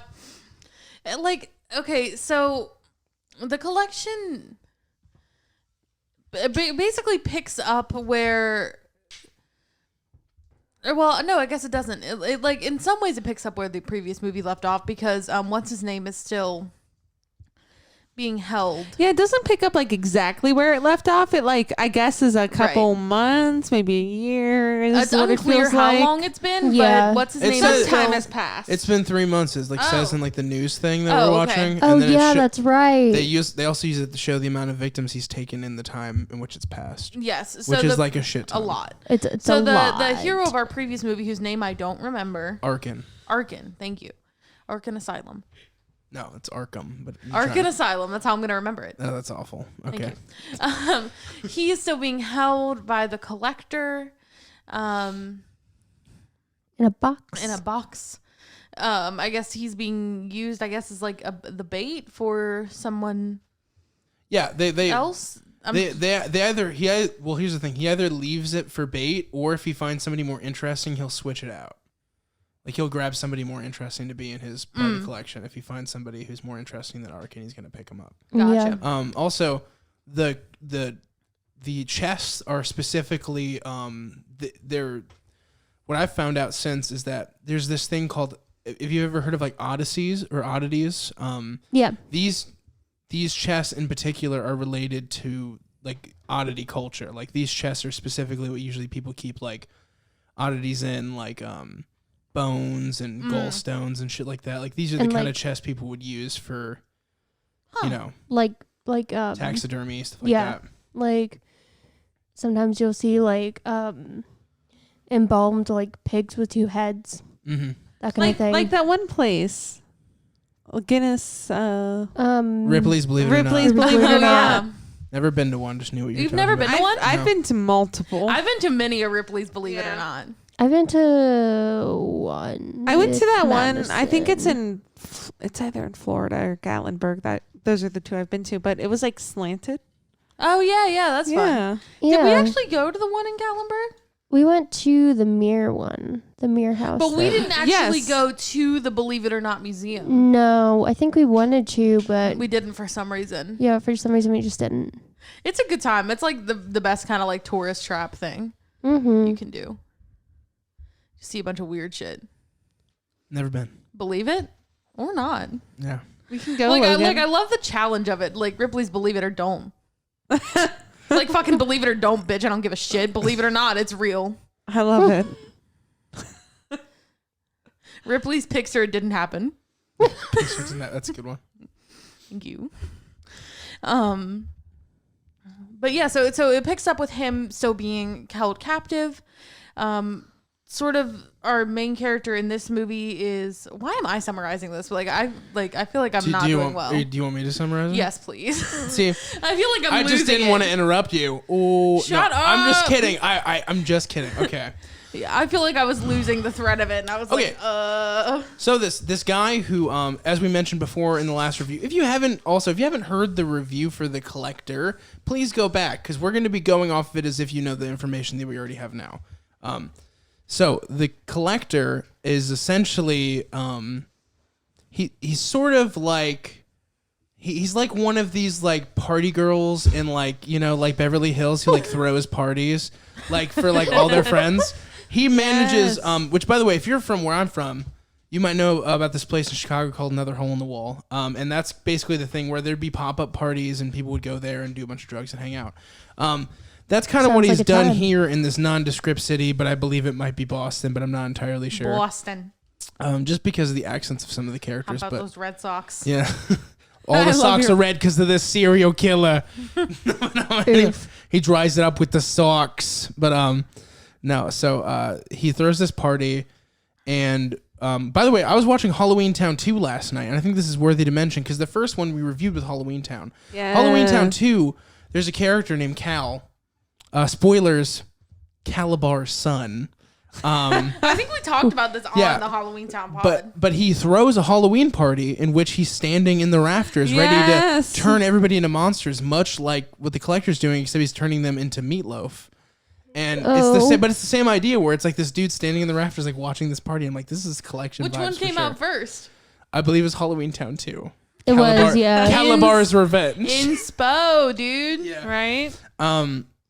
Now, Cinematic parallels. at an earlier point in the film, we actually see a car crash, and it's the girl from the car crash who survives, as well as her father. They were actually leaving the mother's funeral, in case that isn't fucking sad enough. Yeah. He gets a little disfigured in the face, like he has some like cuts and stuff, and then she actually is hit so hard she has tinnitus, so she has a hearing aid. And if you know anything about this killer, he like only takes the perfect ones or whatever. So like she's obviously not a candidate of somebody he'd be interested in. But what happens is he throws together this party and he pretty much juices everybody like he's got like a fucking ninja blender of a building, and he kills all of these people. It's insane. And the worst part is that, granted, the characters were already pretty empty, but you had sort of almost built a character relationship with some of these. Like there was the boy who clearly had the crush on the girl. There was the friend. There was the cheating boyfriend. There were all these characters that we were introduced to, and they were Just like, like, boop, nah, gone. fuck y'all, dude. They're all done. I mean, they kill all these people brutally. Yeah. I mean, And within like the first. this like, is how Home Alone 2 Lost in New York should have been, but it wasn't. And like so many people die within the first like good 10 minutes of this film, and it actually like. To me, it doesn't make any fucking sense how what's happening in it. Well, it does make sense, but it does. So he's very wealthy. No, like the finances of it make sense in the context of the movie, but like I don't even understand what that thing was that like. It looked to me like It was a giant it was like a huge cage he like built above in the rafters. Oh, okay. That came down and crushed these people. Oh, okay. I wasn't got you. there like something that was like spinning as well? Yeah, that there was a it's used for like corn and Yeah, stuff. There I was like gonna Oh, say okay, it looks I there like was a a giant wicker that like a came plow down, or like yeah. a tractor part. Mm-hmm. I'm And it very came down familiar. and it sawed the fuck out of Not everybody. very familiar. But. Fingers were flying, people were dying. It was crazy. Yep. And the reason why he did that is the same reason he attacks all these other groups. He's trying to find the special one, Right. and he's seeing who's going to survive. And oddly enough, the person who survives is somebody who doesn't have like a full trait. Like is in his mind is at a disadvantage. Yeah. And what happens is she comes upstairs after she sees all this carnage. She lets Arkin out of the crate. He's like, "You're fucked. It's time to run, bitch. It's time to go." And she gets taken by him, and Arkin, being like desperate to make sure his family's okay, he's like, "I don't have time to save her. I can't save her." So he takes her shitty, cheating ex-boyfriend, uses him to jump out of the building, and as a body shield lands on a car, rolls off, and is the only person other than that child to escape the collector. The one issue that I had with the movie is, why do we not find out how this girl is doing? I was actually, the whole time I saw it, when I saw Right? the sequel, I'm I kind was of like, pissed about that. Right. Yeah, at- same. but at the same time, it's like, I get that like she's out of danger now, Yeah. and to reintroduce her would to be reintroducing her to the danger. And it's like, there's no film that expect us to like believe in, be reasonable, where it's like, yeah, we reintroduced this child to the serial killer in some regard. Right. So that's the part that, Yeah, like that. She's so young that they like could keep her name out of the police reports even. because he's vindictive, but he doesn't see her as defeating him. He sees Arkin as the one who defeated him, and by Right. having her escape. So he's not interested in her. Right. She didn't do it in his eyes. Yeah. That's why he ended up taking her and not him, because he was originally going to take her, and then Arkin came to the house and tried to save people. He's like, "Oh no, this is my collector item here. Right. Yeah. This is my holographic Charizard right here." Oh my god. And then essentially the film begins to start as they find Arkin in the hospital, and he's cut himself like in all these insane ways. And at first you're like, "Oh my gosh," he like was trying to kill himself while he was in the custody of the collector. But then you come to find out those are distinctive marks, because he was marking what direction he was going to, where the collector was driving him from the Right. start point of where Which he is was. really smart and also insane. And then this is also the movie where you find out that he's ex-military, because it was implied, but they absolutely say it in this movie. Yeah. But what was great about the last movie is they didn't tell you that, so you had no idea how capable he was going to be till it started happening. Mm-hmm. So basically, then Arkin is then used by the police to. No, not the police. No. Oh, you're right. You're right. This is a privately funded militia from this really crazy, odd, rich billionaire with his one daughter. Yes, Which you're right. I really want to know, and maybe they are making another movie. By the way, if you didn't know that, I want to know what his wealth is, what kind of mafioso person he is, Yeah. to where he has a kill squad. Right. Yeah, Like he what's- literally has like a private militia ready to come in, take no prisoners But in order to save this girl. It's not unbelievable because it doesn't seem like the terms in which, like, okay, these are the two things I'm drawing. For one, we don't know how the mother died, but he doesn't seem to be like utterly shocked by the scenario. So it tells me that maybe he's mixed into some stuff himself. But then also his house is ridiculous. Insane. So Yeah, clearly it's- this is a man mixed into some shit. Right. And so. And also, Go ahead.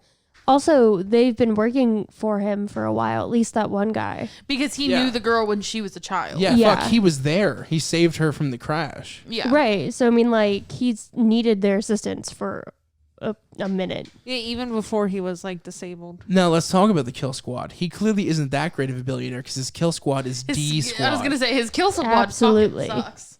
The only It is guy not that's great. like okay is the guy that saved the daughter's life. He's not like Arkin. Oh, sorry. I just bumped Bridget's mic stand. He's not Arkin, but he's doing all right for himself. He doesn't die. The thing that kills me about this movie, though, I will say, is like the kill squad is like says to Arkin, okay, just show us how to get there and then you can leave. I mean, And then as soon as he gets there, Yeah. he's like, okay, you're coming in with us because you know how this guy works. And Arkin's like, no, I'm not. And he's like, I'll kill you. And he's like, okay. If I were Arkin, I'd be like, kill me then. but he is worried about his family. He has to, that's the whole point of why he didn't kill himself. But like, what's the worry All right, about so his here's the family? thing. He wants to make sure they're okay. They're constantly in threat as long as he's not there to protect them. His thought process is the collector is vindictive, which he is. yeah, but So let me finish. okay, go ahead. So because this is actually important. I don't want to get off the trail of thought. So for him, he looks at the collector still as a possible threat to his family because the collector literally sends fucking flowers to the hospital saying, looking out for the family or whatever. Every second he's not alive protecting his family is at risk. So his two options are go try to kill the collector, not his fucking plan. He doesn't want to go onto his own turf, but he wants to be there to protect his family. The reason why he doesn't let them kill him is for that exact reason. but if I don't I'm think not they here, would kill him. they would kill him. He also didn't want to risk They it. would kill him. They literally are a death squad. Of course they'd kill him. Yeah, but to what end? Then they don't have him for his help. Like, Well, then I suppose you have... But here's the thing. Think about it from the death squad's perspective. They're illegal mercenaries, and their only shot at getting in is walking away. They're either going to torture or kill him based solely on spite because he's ruining the mission. It's Yeah, not like I they have a suppose. moral, ethical code to follow. That's true. that's true.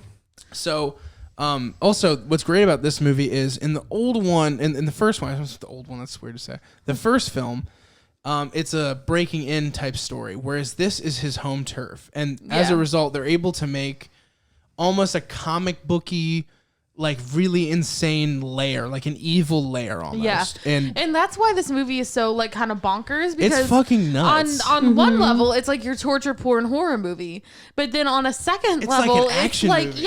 it's like the A-Team, like It's insane. running The around. D-Team. Well, yeah, I mean they suck ass, but it's also like this like goon squad running in like with their gun blazing, trying to like find the guy shooting people with machine guns, quite literally. It's kind of like I feel like it's what Saw 2 in a way was trying to accomplish, where it's like they're stuck in this madhouse and like this is a fun house and now it's filled with evil clowns kind of deal. Oh God. And that's the second time I've been able to work that Oh, into one of the podcasts. But no, seriously, it's like a total madhouse, and that's what Saw 2 did, where it was like they were all stuck in that scenario. But what this movie does worse than that, though, which there is something, and it's very glaring, is that there is only one smart character. And I stand by that. yeah. I mean, well, actually two, if you count the girl with Yeah, tinnitus. I was gonna say she's Smart-ish. I wouldn't even go as She far does as alright. smart. Like what she is like intuitive. fearless. Yeah. Like she's full of fear, but she's never like there's moments where Arkin is immobilized by his fear. There are times where that happens to him, regardless of how great he is. She's never immobilized by her fear. She's like a cat that you're trying to put in a bag. You know what I mean? Like, she's going buck fucking wild. She's not going to act calm. She's going to like blunder through. That's her. That's the character insane. she is, which That's is a great analogy. I love really that. is. So that's why there's a difference between the two, and I wouldn't necessarily call her smart. I would say that she's just got more fucking cojones. Yeah, she's got tenacity, which is sometimes just as good. She's got tinnitus and tenacity. But so that's why I'm like, Arkin is really the only person who has what I would call the closest semblance of a brain, and that becomes an issue for them because you need a brain to fight somebody else who has a brain. You know, like you need to be able to process thought and understand that there's a lot of booby traps in here. Maybe we shouldn't run forward with our guns. And that's also one of the things that makes The Collector really cool is a lot of horror movies. Maybe I already said this in the last one, but I feel it's important to mention. In a lot of horror movies, the killer's either super fast, which is jarring enough, or really slow, which is usually scary. But then there's also this takeaway of why is the killer going so slow? Right. It's good for building up the tension, but if someone's trying to chop you in half, why would they do it? The reason why is he has to be careful of his own traps. Yeah, So that's why he's slow and maniacal and takes his time to reach you. Because if you're running, you're going to run into one of his traps. And if you're walking, he'll catch you. Right. That's why he doesn't run. And that's why he's fucking scary as shit. Yeah. And then there are some like scary shit scenes with him in this film as well. Mm-hmm. Like, oh yeah. There's so much. There's scary shit in this movie. As much as it's an action film, there's scary shit in this movie. yeah. And there's uncomfortable shit in this movie. Mm-hmm.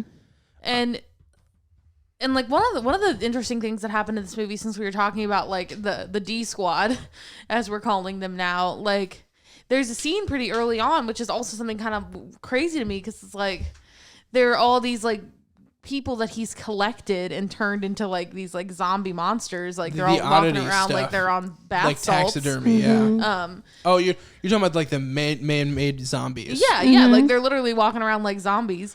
And then I think at the time they did that, I could be wrong. Wasn't the Florida bath salts guy? I literally said bath salts. Oh, okay. But no, yeah, I'm I said saying they're walking around like they're on bath salts or some shit. I think that was like right around the time that happened. Oh, really? Too, though. That's I think that interesting. might have been inspo, but I could be wrong. Yeah, and so it's like these people are victims of him, but then also like we get the scene where like the D Squad just shoots them all. But so it's like really weird. It's like really weird and jarring. It's very interesting. And the other thing about it too is like, okay, what are you gonna do? Let them live and tear you in half? Right, exactly. It's like so. It's like really weird. And that's why it's important that it's this group of mercenaries, not police. Right, because that doesn't make any sense if they're cops. Well, it does make sense, but not it does make sense. Not it in makes the way a little that sense. not in the way that we'll still cheer them on. Right, You know what like if this is a cop, we're like, what a shitty cop. But when it's this mercenary, like, damn, that's a good mercenary. But I'm also not cheering for these mercenaries because they're also Absolutely assholes. not. I kind of am in the sense that I want them to find her. I mean, Like, yes, but to me, And like you kind of Arkin, feel bad. You want the dad to like. And like, no offense to Arkin the man, I find it far more important that the girl lives because she literally is like post-teenager, has had a tragic ass life, and doesn't stand a chance to escape on her own, unfortunately. Yeah. As tenacious as she is. So for me, even though I think the Goon Squad is awful, I am rooting for their cause. Because she does not deserve to die. I'm definitely rooting for this girl to get out of here, but then also I'm like, stop being mean to Arkin. He's baby. No, they shouldn't be as mean to him as they are. Especially, there's moments where he's considerably nicer and like understanding is like, you have to give me a weapon. Let me protect you guys. And he means it. He wants to protect them. Because he can't watch these awful things happen. Even though he didn't want to be part of it, once he's in it, he agrees that it's time to save everybody here. Yeah, and then it's like, motherfucker, you need him. Yeah. So be fucking nice. Yeah. No, for sure. And he's also been through like such a traumatic experience because like I can't imagine what it would be like. So yeah, you just feel for Arkin because it's like when you're at your ship job and your boss is being a fucking asshole. It's like, bitch, you need me to be here. Mm-hmm. So be fucking nice. But at the same time, it's like I get where the mercenary group's coming from. There's only this man is an efficient ass killer and has killed many a people. They need somebody who understands how he works. But at the same time, there's a lot to say about. I honestly think this is a better example. you're like so not. I even know. close. I'm There you go. trying. But she's trying to put her cup on the windowsill and it was not happening. But I think Blindly reaching. this is a better argument for anti-heroes than the last film. Because you are rooting for these people in a way. I mean, don't get me wrong. It's not the end of the world when you see these characters die, but their goal is humble enough Yeah. to where you understand, like, okay, they're doing things in a horrible way. The real issue with these characters isn't so much the actions in which they forced Arkin to work with them, more in their inability to successfully do anything. Right. Or It's listen to him. Yeah, and it's like, again, like you. Well, they do start listening to him. But like Right. at first, we're not Yeah. great at it. Yeah, but I argue that a lot of the things he said was in his own self-interest, though. True. And that's why yeah. they didn't listen to him. It wasn't so much that they disagree with his methods, more that they were like, no, that's you trying to save yourself. Yeah. We have to worry about her. I mean, that's Yeah, fair. and I mean, that's it's valid. and like something that is interesting about the movie is that like you're also seeing her trying to escape because she's not like helpless in this. She has gotten out of the original place that she was. Yeah, and she's like trying to move toward an exit. So it's like cool to see these like parallel things happening. Like they're looking for her and she's looking for her way out, not aware of them being there. Yeah, and she's doing a better job than a lot of the mercenaries. Yeah, she's doing pretty Yeah. good. Kind of proving the collector's point that there are just people, which, I mean, I guess it's not like a verbal point, but it's a point you get through the film. There are some people that are just independently special. Yeah. Like they're individually unique. And Right. like the mercenary team is the exact semblance and physical representation of everydayness, uniformity, because they're all the same. Yeah. That's why they don't survive, because they're all the same. Even if they're all the same and they were effective killers, there's no individuality or uniqueness to them, so they can't problem solve the way that Arkin and the girl do. Yeah, and then also like the idea that like with Arkin being ex-military and with her having her accident when she was a child, like going through unprecedented circumstances makes you different. Definitely. Like having to deal with something unusual and difficult makes you then different in other aspects of your life. In a lot of the ways, the collector himself went through. We Right. come to find that he's been through traumatic things. Yes. Yeah. Obviously not okaying his actions, but making you understand how is he so militant in his actions. Right. And it's because he's really possessed more by trauma and the feeling need of what he's doing, the compulsion, than it is like a planned out thing. Like he does plan. That's the irony of it. He plans so meticulously, but at the end of the day, he's an enraged person. Right. So when push comes to shove and the traps aren't working anymore, he turns the fight, and in a lot of moments, that's where he's bested. Yeah. Because Arkin is far better at being in the moment and focusing on said task than the collector himself was, and that's why he's such a worthy opponent. Right. Which is really cool that we get that Batman Joker kind of vibes from this Yeah, film. yeah. And that's what And makes it it's- so campy but awesome. Yeah, and it's Yeah. cool that you actually come to find out like the collector, like his. It's like something that I felt when I was watching the first movie, and then even more so when I was watching the second one. It was like, how are you doing all this? Like, where is the shit coming from? Yeah. like most people have jobs, The money so I too, don't- just the financial aspect. yeah. of So it's like, how planning. are you having time to do all the shit? And then you find out that his father was like a museum Museum curator type and guy, also had very like wealthy. that one really wealthy job that he also has. He's like, Yeah. he comes from money. Yeah. Yeah. And he also comes from a twisted family, which explains his obsessive, own compulsive craziness, yeah. murder and trapping, and his obsession with insects. And the other thing is that there's a real supernatural quality to him that maybe I guess isn't fully realized within the film because they kind of play it practical. But the fact is that nobody's eyes should look like that, and the film doesn't bother to explain it to you.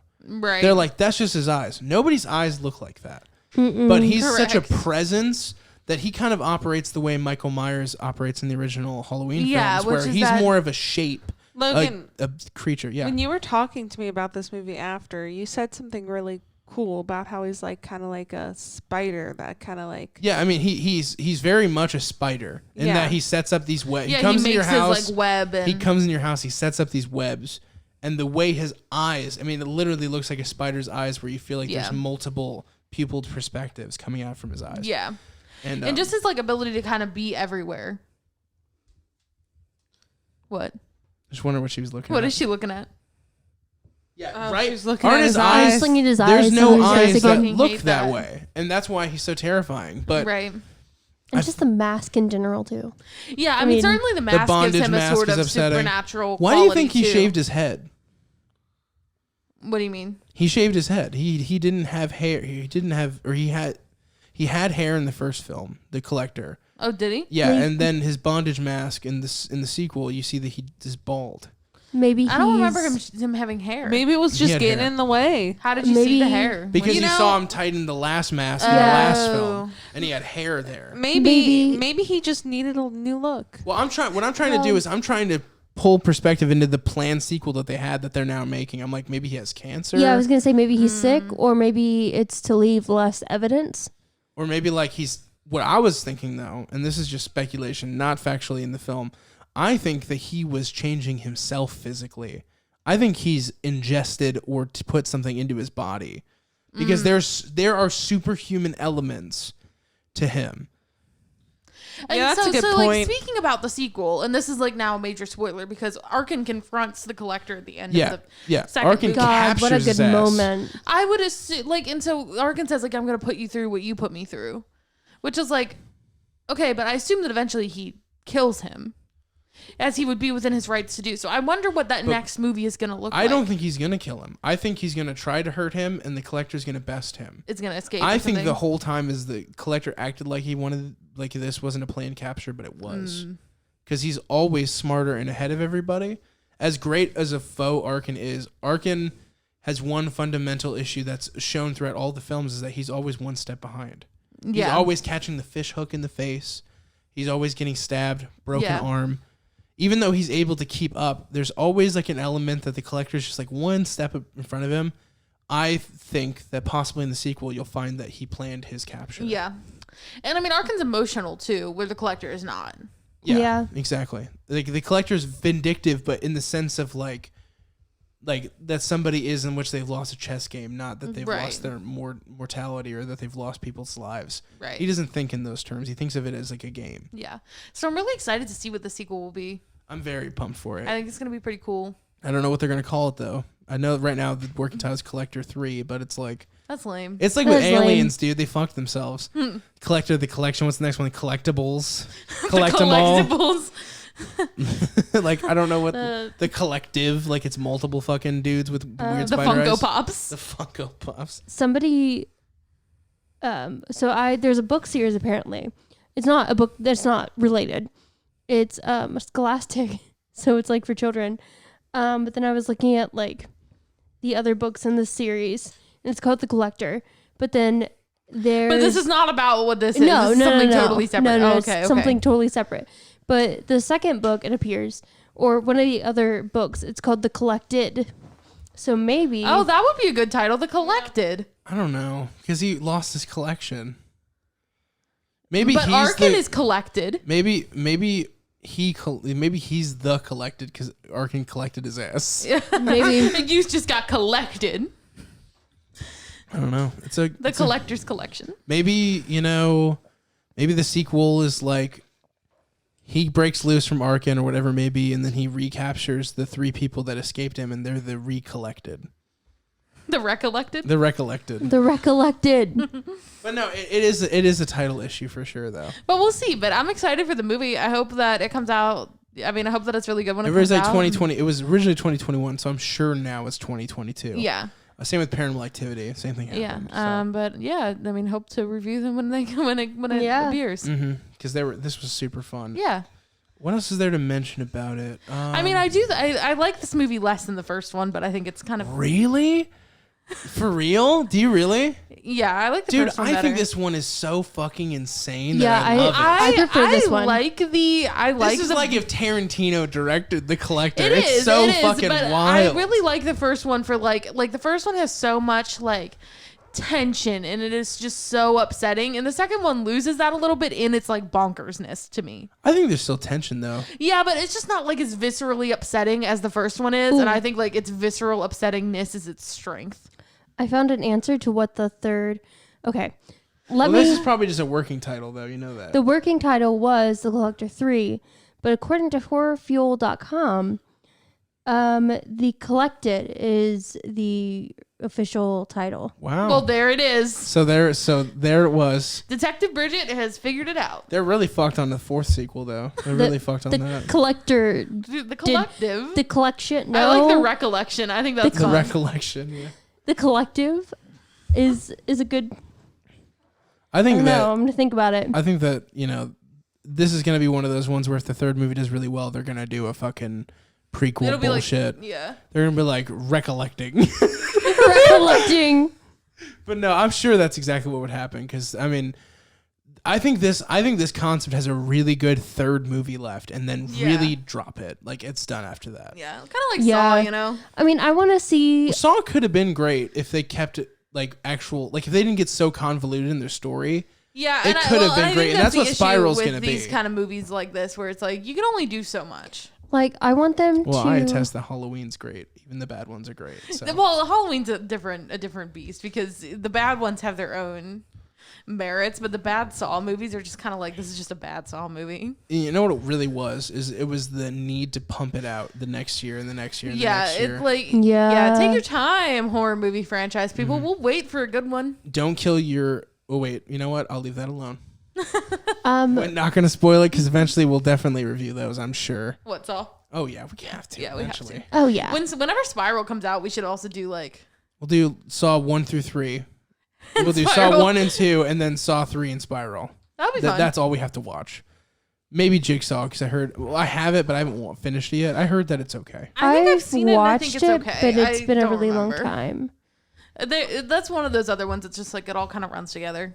Yeah. It's just bodies. I also think we should do a series where we review bad 3D cinema films brought to home video and like just talk about how bad the effects look. Well, God, but there the was one something that we Paranormal did. Activity was that. I know, Yeah. but we should do more of those. Yeah, we should. Like That would Friday be the fun. 13th Part 3, dude. You know what Friday I the would, 13th 3D.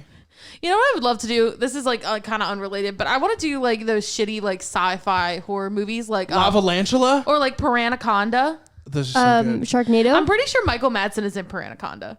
I'm like 90% sure he's in that movie. Lavalantula, I think, I could be wrong, but I think Jason Mewes is in that. Oh really? You know, good old Jay from Jane Yeah. Silent. It might be Ralph Garman. Yeah, one of those or two. yeah, like like Sharknado and shit like that. Yeah.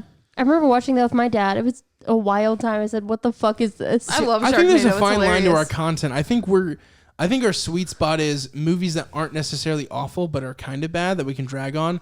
It's almost like low hanging fruit if we go for Sharknado because like we're just gonna be You're like, right. it's stupid. There's flying sharks. But it's really fun to watch though. It is I such love a fun it. movie to watch. yeah. Also, how I think they should end the collect the what was the What's happening? Franny's like Collected. staring into nothingness.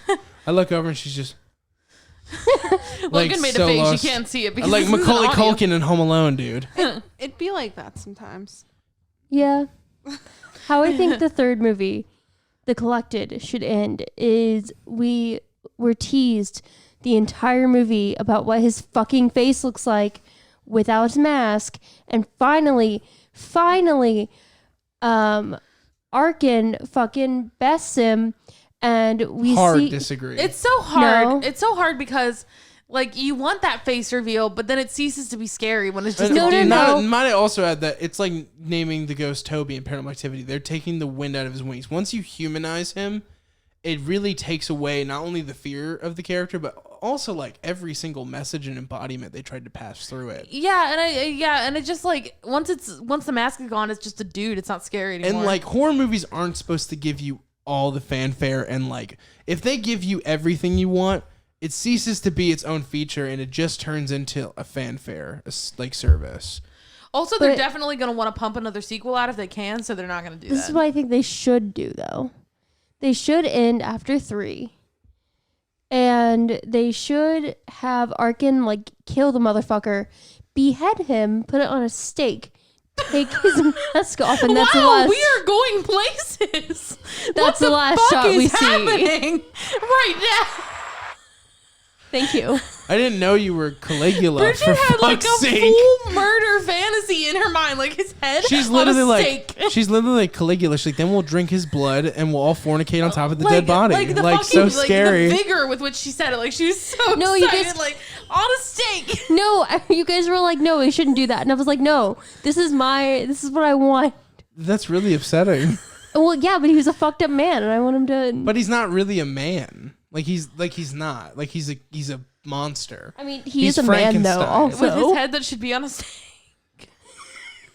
I don't know. I just thought it'd be. I love it. I'm obsessed with it. You really? Do you It's really? just love like just so he funny to me. beheads him and he like takes the mask off and Arkin puts the mask on like, look, I'm the collector. Like, what are you exactly No. expecting?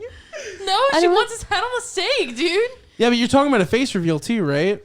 Yeah, but like that's the But last shot. Arkin takes off the mask because he like tie it on. Like, look at me. Why would I'm he the do it? because everything else you said is just as ridiculous. Arkin is not the type to fucking Caligula ass the Well, fucking he did collector. say he was gonna do to him what he did to, you know. I mean, I'm not I saying think that's that. I'm far not saying too heads literal. on stakes is what we're going for, but He's a gruesome killer. He should have a gruesome end. I don't wow, know. that went to a place. absolutely insane. But the other two Bonkers. movies have been insane. But not like that though. The thing is it's like if you would have said like It's murdering me. Oh my god. like thrown him in like one of those like those like giant things of water and like then like put his head in a giant. Then I'm kind of understanding, but it's the stake. I don't It's know where the the stake steak of it came all. from. Steak, It's like, the stake of it all that's so strange to like me. because that was the part that you were most enthusiastic about, You're like, like, his in a head fuck- on a stake. You're like, this I don't fucking- know. Like, where You're the like fuck this is it steak coming right from? here, and you just stab me with it. I'm like, what the fuck? I'm like, where is this coming from? Like, this is Just- Bridget's murder fantasy. It's like so meta too. Like Arkin would be the same way Bridget was. Like, I got this steak right here. I'm gonna turn you into a fucking kebab, Mr. Collector. Blah. I don't know. It just seemed like the thing to say. It's amazing. I love it. So Revolutionary. so ridiculous. Oh my god. I feel like you're the director that came in and like, no offense, but ruined the horror franchise. That like, that director that always fucks it up for everybody. Oh my god. Yeah. I like the person who directed Halloween 3 or like the dude who directed Part 2 of Friday the 13th. Like, you're Like- the one who came in and fucked everything. This is not. I want all of the listeners to know this is not a full thought out plot. I remember when Kevin Smith That was I writing $1 Million had. Man. He was afraid to write any action scenes because he didn't know how. So he just wrote that Steve Austin or whatever his name is. I think it's literally like something Austin. Would just hide behind a rock when he got scared. That's the equivalent of what you just said. Like, I don't know how to swift justice the collector. So we're gonna put his head Heads on a stake. stakes. We're gonna put his head on a stake and we're gonna have Arkin say "nana nana boo boo," and then we're gonna go to credits. Oh, I think with that image in all of our minds, should we rate this movie? Yeah. So I'm gonna give Bridget's vision for the collected a 10 out of 10. And I'm gonna give the I collection collected your head, motherfucker. collect this bitch. And I'm gonna give the collection. I'm gonna give it a 7 out of 10. I don't like these movies. That's fair. It's not for everyone. You used to don't like have these to. movies, though, which is weird. I don't know. Like, I think I was just in a bad headspace when I watched it, and upon rewatch, I probably would like it more. I'm gonna give it I liked parts of it. Did you like this one better than the last one? No, I liked the last one better. I feel like Franny, like you were just not like a body horror torture porn person. The thing is, like, I'm okay with that too, because I like Rob Zombie movies. Like, I like that kind of thing. I It's don't like. far worse than anything that Yeah. happened in this. Yeah. Okay, here's my thing. So, slasher, like, killer movies don't really scare me at all. Like, I get scared more by like occulty stuff, like anything with ghosts or like possessions or stuff like that. Stuff normally like actually can like scare me, but something about this was just really fucking like hard to watch at times. I don't know. I think it's the invasion of your space. I don't like that concept. Yeah, and I mean certainly like the torture aspect of it. Well, not is, really. Like, upsetting. I mean, kind of, yeah. But I think it's on your home field is what I don't like about it. Yeah. Because, like, I'm okay. Not necessarily okay with people being tortured. Shit's lit. But, like, I'm okay with watching that kind of stuff normally, and it doesn't affect me. But, like, I don't know. This movie just, like, fucking got to me, man. I'm going to give it... I'm going to kind of rate them together, kind of like a 5 out of 10. I really want to rewatch, though. I don't know what I rated the last one. I don't care to look back at it. But I know how I feel about this But one. anyways, continue. I'm gonna rate this one like a 8 out of 10. I'm a strong, just because I think this movie's so insane and so like unapologetically fucking batshit. It really It's a is. 9 out of 10 for me. Yeah, and Because I like, it's so unapologetically what it is, and it never, I mean, not even for a second fails to be what it is. yeah, and I like, I would agree with that. Like, I love the insanity of it, but I think that the insanity of it it makes me lose that tension because I'm like, this is insane. Whereas that first movie is like very tense for me, and like this really affected me, and that's why I like it better. But I get like I get what Like, you are saying. I think it's the two opposite perspectives. If you Yeah. like, if you're like a Rob Zombie fan, like a Hellbilly fan, and you like horror movies that are like batshit fucking crazy, this is the one. If you're more of like a slow burn, tension building, like really involve yourself in the plot kind of horror film, the first one's better for you. like But what I love is that it supplies both. Yeah, that's what I was gonna say. Like, I like both things. I kind of tend toward more of the unsettling, scary shit. And they're so but different. I also like blood and guts. These movies are so different. Yeah, That's what I love about it. They're so Yeah. fucking different. I think I did kind of like this one better. I don't know. but yeah, I mean, I love a good like blood, guts, tits horror Like- movie. But like, I Yeah. also like this movie like to be scared. is the concept of this movie is, all right, the serial killer was so powerful that individually you were defeated. And then this movie is, we're going to come after this it's like the Village in Frankenstein coming after the monster. Like, they're like, we're going to go fuck him up. And then he like reversely fucks them up. But it's so crazy. It's like this individual, really small thriller turned into a gun show, batshit, big explosives, tons of fire sequel. Also, the ending is bomb as fuck. Not Yeah, it is, yeah. Like, not just the finding of the collector, but the flames, and nobody's thinking, well, she can just break open these, because they've separated that so much. Like, you don't think about the girl breaking open the things and saving him, because the film is so unforgivingly like monstrous to its characters. Like, nobody gets saved. And so Right. when Arkin gets saved, you're like, fuck yes! Like, wow. Yeah. That part when she's breaking the glass, you're like, oh my God, what a bad bitch. Oh my God. So fucking amazing. yeah, Like, and I I mean, thought I that- like this movie for all of that. I just like the tension more. I thought the reason I was like, she can't do that is that I thought there was like embalming fluid or some shit in there. Yeah, it makes And you then it it would, makes you like- believe that, and then you come to find out that it's just barbicide. Yeah. They say it in like a walk away, which is essentially like if you go to like a hair place, barbicide, like a barber side, it's the Yeah. stuff that cleans the fucking combs, and it has to be non-flame retardant Right. because you're putting in somebody's hair. Right. So that's why the barbicide doesn't fucking lift the fire even more. It's a Yeah. really cool plot device, and they just passively, a paramedic's like, yeah, it was filled. The place was filled with barbicide. I was like, oh shit, way to do your homework. Yeah, I just assumed it was like embalming fluid at first before everything. I wonder if the reason why it's not embalming fluid is because embalming fluid's like sketchy if you're buying fucking gallons of it. You know what I mean? Probably, but it like But if you're buying gallons of barbicide- barbicide, you're like, oh, this guy's a barber. Yeah, he's a fucking barber. He owns a little barber shop. He's got In his Ice warehouse. Cube and Cedric the Entertainer working around the clock. Stop. You don't like barbershop? There's a movie we should review. We should do Barbershop. Barbershop 2, and Beauty Shop. Hell yeah. I don't know if the third one's connected, but they both have Queen Latifah, so. They both exist. And that's my celebrity crush. Is it? Yeah, even though she's very lesbian. I love her. She's Me great. too.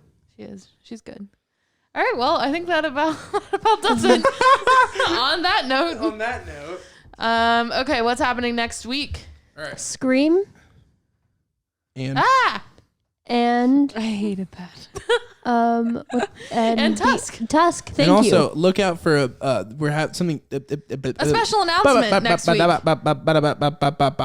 Something special is gonna happen. Yeah, we're gonna announce something special. So listen. Now, Subscribe. like, Please comment. Follow us on Twitter For a shout Crosscut out. Cinema. send us a fun email. Yeah, we love you. But yeah, Twitter. Follow us. Send us a tweet at us. Yeah. If you're following us, tweet at us. You'll get a shout out. Yeah, you have to follow us and tweet at us, and then we'll shout you out. And we don't have any shout outs this week. None this week, no. What the hell, guys? Yeah, I know. Get your shit You together. guys don't like us anymore. Whatever. All right, we love you. Stay spooky. Spooky. Happy Halloween, time. motherfuckers.